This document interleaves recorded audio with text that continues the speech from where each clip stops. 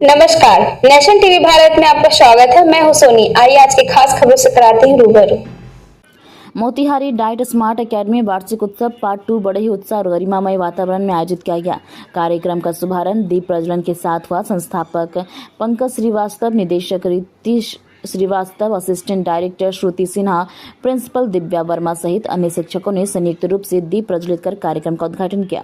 सभागार रंग बिरंगी सजावट से सुसज्जित रहा और बड़ी संख्या में अभिभावक उपस्थित रहे। कार्यक्रम की शुरुआत प्रार्थना से हुई। विद्यार्थियों ने प्राचीन भारतीय शिक्षा पद्धति, गुरुकुल व्यवस्था, नालंदा विश्वविद्यालय की परंपरा तथा मैकाले मिनट के प्रभाव पर ज्ञानवर्धक प्रस्तुति दी।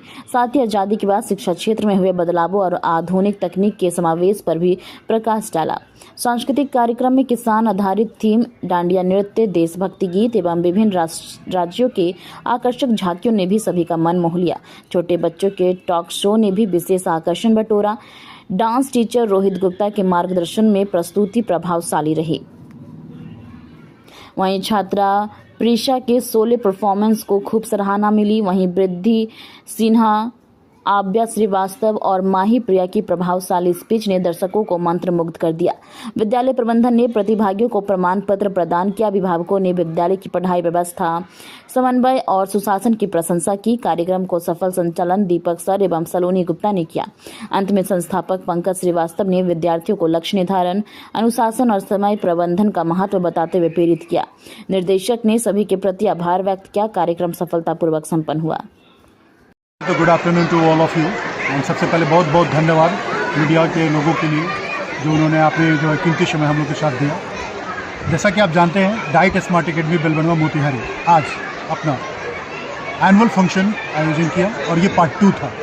पार्ट 2 का मतलब ये हुआ, शायद बिहार में ये पहला स्कूल है जो 2 आयोजन किया है, एक जूनियर के लिए अलग और सीनियर के लिए अलग। मेरा अपना एक सबसे महत्वपूर्ण जो बात है वो ये कन्वे करना चाहता हूँ मीडिया के माध्यम से कि हर बच्चे को स्टेज मिलना चाहिए, चाहे उस बच्चे में टैलेंट हो या ना हो। नहीं है तो उसको अपॉर्चुनिटी दीजिए। उस अपॉर्चुनिटी जब वो कैच करेगा तो मुझे लगता है कि वो आगे चल के कैच करेगा। तो ये सोचकर जो हमारा इंटेंशन था कि पूरे जो हमारे बच्चे हैं, हर बच्चे को स्टेज का मौका मिलेगा। 2 पार्ट में मैंने किया, जिसमें फर्स्ट पार्ट में प्ले से लेकर स्टैंडर्ड UKG तक के बच्चे जितने भी थे वो भाग लिए और लगभग 300-350 बच्चों ने उसमें बखूबी अपना परफॉर्मेंस किया।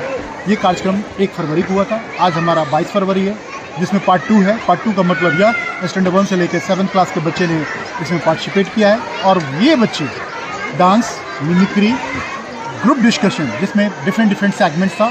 मेडिकल से रिलेटेड क्वेश्चंस, AI से रिलेटेड क्वेश्चंस, बैंकिंग से रिलेटेड क्वेश्चंस, टाइम मैनेजमेंट से रिलेटेड क्वेश्चंस, जनरेशन गैप जो घर में बहुत बड़ा प्रॉब्लम बना हुआ है। दादा दादी बच्चे उनके साथ कोऑर्डिनेट नहीं कर पा रहे हैं और ना दादा दादी पहले के जैसा बच्चों को कहानियाँ सुना रहे हैं। तो ये जो जनरेशन गैप बना हुआ है उस पर ग्रुप डिस्कशन बहुत ज़रूरी था।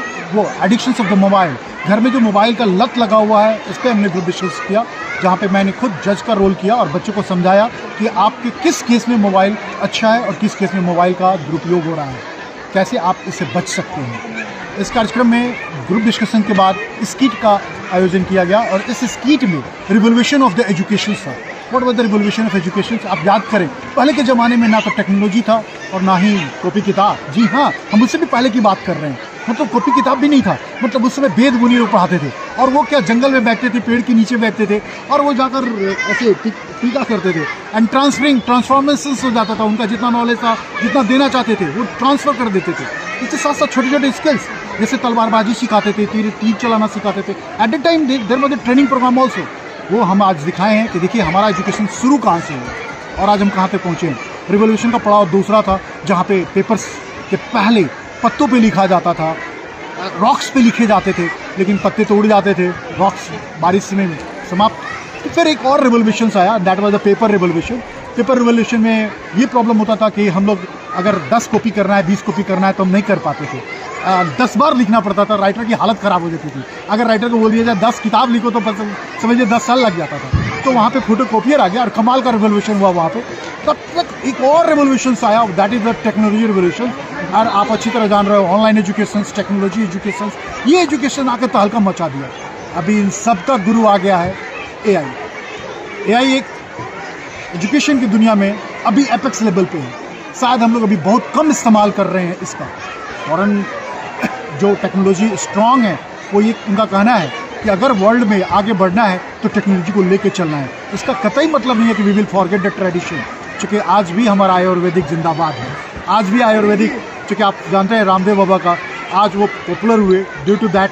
एंड मुझे लगता है कि हम अपने कल्चर एंड अपने जो ट्रेडिशनल एसेट्स है उसको कभी नहीं भूल सकते हैं। सर अदर स्कूल से आपका स्कूल क्या क्या खास क्या है? बहुत अच्छा क्वेश्चन है आपका। मैं आपको